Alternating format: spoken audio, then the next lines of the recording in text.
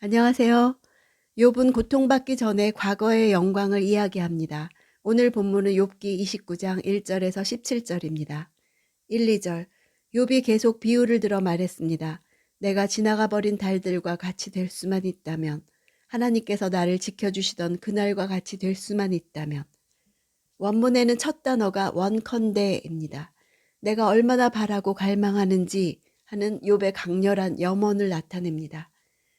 지켜주신다는 단어는 하나님께서 자신의 종들을 특별한 관심과 보호 아래 두실 때 사용되는 단어입니다. 욥은 자신의 번영이 하나님께서 돌보시고 보호해 주셨기 때문인 것을 분명하게 인식했습니다. 3절. 그때는 그분의 등불이 내 머리를 비추고 그 빛으로 내가 어둠 속을 걸어갔었는데. 어둠은 상징적으로 어려움이나 환란을 의미합니다. 과거에도 어려움이 없었던 것은 아니지만 하나님이 지켜주심으로 극복했었다는 것을 회상합니다. 4절. 하나님과의 친밀한 사귐이 내 집에 있던 내 한창 때와 같을 수만 있다면. 한창 때라는 단어는 추수철, 가을, 성숙, 완성의 의미가 있습니다. 전성기를 말하는 것입니다. 친밀한 사귐으로 번역된 단어의 원형은 기초를 놓다, 건설하다의 뜻이 있습니다. 하나님과의 인격적인 관계가 기초가 된 것이 친밀한 사귐입니다. 그 단어 안에는 의논, 비밀이란 뜻도 있어서 욥이 자기 집의 일을 함께 하나님과 의논하기도 했고 다른 사람들은 알 수 없는 비밀도 나눴음을 회상하고 있습니다. 6절. 내 발자취가 버터로 씻겼고 바위가 내게 올리브 기름을 쏟아부었다. 과장법을 써서 표현한 것이죠.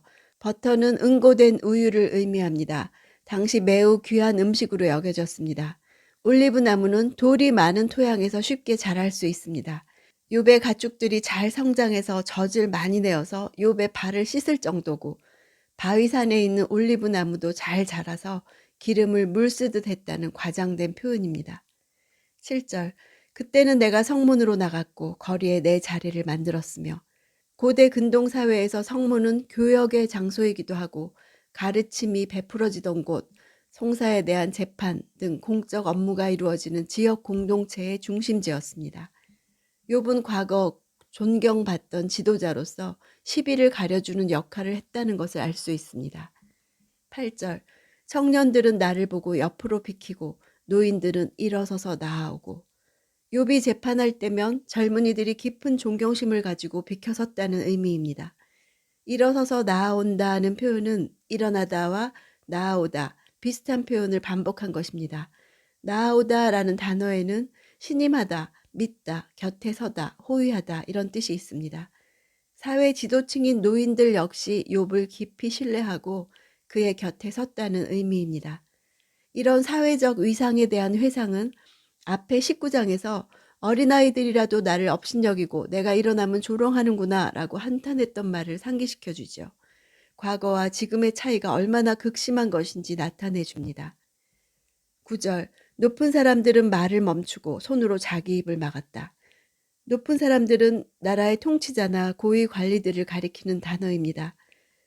이들의 지위만큼이나 이들의 말에는 대단한 권위가 있죠. 그러나 판결하는 욥의 말이 그들의 말보다 더 큰 권위를 지니고 있었기 때문에 손으로 입을 막았다. 이것은 욥 앞에서 섣불리 말을 내는 것을 조심하는 상황을 시각적으로 나타내고 있습니다. 욥을 얼마나 존중히 여겼는지를 보여주는 표현입니다. 10절. 귀족들이 소리를 죽이고 그 혀는 입천장에 달라붙었으며. 귀족들은 정치, 경제, 사회, 종교적인 면에서 신분이 높은 사람들을 총칭하는 말입니다. 소리를 죽였다는 것은 말을 하지 않은 것보다 더 강한 표현입니다. 소리조차 내지 못했다는 의미를 전달합니다. 이런 상황은 혀가 입천장에 달라붙었다고 발성기관을 사용한 표현을 통해서 더 생생하게 전달됩니다. 12절, 13절. 내가 울부짖는 빈민과 도와줄 사람 없는 고아를 구해주었기 때문이었다. 죽어가는 사람도 나를 축복했고 과부의 마음이 나 때문에 기뻐 노래했었다. 욥은 자신이 윤리적인 책임을 다했음을 밝히고 있습니다. 구약 성경이 말하고 있는 윤리적 행위의 기준이 되는 의로움, 즉 체다카에 대한 의무를 성실하게 시행했음을 분명하게 보여주는 것이지요. 14절. 내가 의를 옷삼아 입었고 공의가 내 겉옷이요 내 면류관이었다. 의를 옷삼아 입었다는 것은 사람이 항상 착용하는 옷의 이미지를 사용해서 자신이 항상 의로운 삶을 살아왔음을 표현한 것입니다. 여기서 의는 체데크입니다. 성경에서 체데크는 1차적으로는 하나님과의 관계에서 하나님을 굳게 믿고 하나님의 계획과 뜻에 동의하고 따르는 것을 말합니다.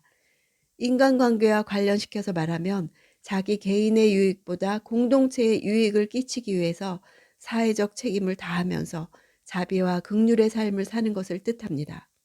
한마디로 성경이 말하는 의로움은 수직적으로는 하나님을, 수평적으로는 이웃의 유익을, 개인적인 삶에 있어서는 정직과 성실함을 지키고 행하는 것을 의미합니다. 공의는 미슈파트입니다. 체데크가 공적인 형태로 표현되고 구현되는 것이 바로 미슈파트입니다. 15절 16절 내가 눈먼 사람들에게는 눈이 됐고 발을 저는 사람에게는 발이 됐으며 가난한 사람에게는 아버지 같은 존재였으며 또 무슨 문제가 생기면 해결해 주었고 눈먼 사람들과 발을 저는 사람과 가난한 사람들은 사회적인 약자죠. 아버지 같은 존재란 그저 외부적인 도움만 준 것이 아니라 부성애적인 사랑을 가지고 베풀었다는 의미를 나타냅니다. 17절 악인의 턱을 깨뜨리고 그 이사이에 물고 있는 것을 다시 찾아주기도 했었다. 구약 성경이 말하는 의는 추상적인 의가 아니라 죄악이 범람하는 현실에 직접 뛰어들어가서 약한 자를 악한 자의 손에서 건져낼 뿐 아니라 불의한 자를 꾸짖고 책망하는 일이 병행되어야 함을 나타냅니다. 악인의 턱은 악인이 지닌 강력한 무기나 힘을 상징하는 표현입니다. 오늘 본문은 단지 과거에 대한 회상이 아닙니다. 욥의 깊은 갈망을 표현한 것입니다. 지나가 버린 날들 중에 욥이 가장 갈망하는 첫 번째는 자신의 재산이나 지위가 아닙니다.